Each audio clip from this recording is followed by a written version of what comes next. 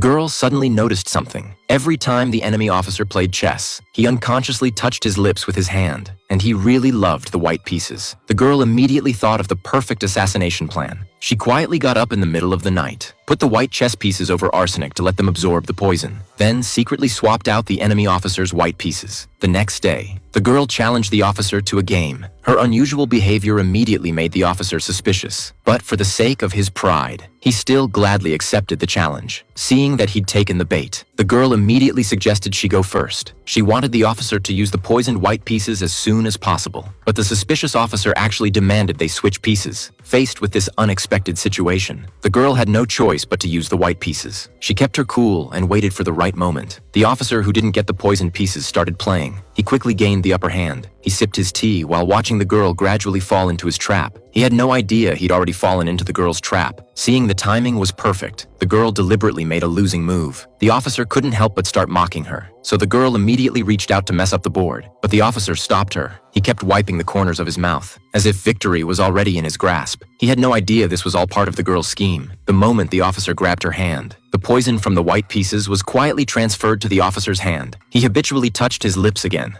After finishing his tea, he even licked his lips. He had absolutely no idea he was about to die, but the very next second, he was completely stunned. The officer thought he understood Go. As long as he followed the standard patterns, he'd definitely win. But he underestimated the profound depth of Chinese Go, something they could never easily comprehend. The girl placed her final piece. This completely shattered the officer's understanding of Go. Only then did he finally realize what happened. He asked, "Who taught you to play like this?" The girl spoke her father's name. The devil heard it and immediately died from the poison. The girl had finally avenged her father.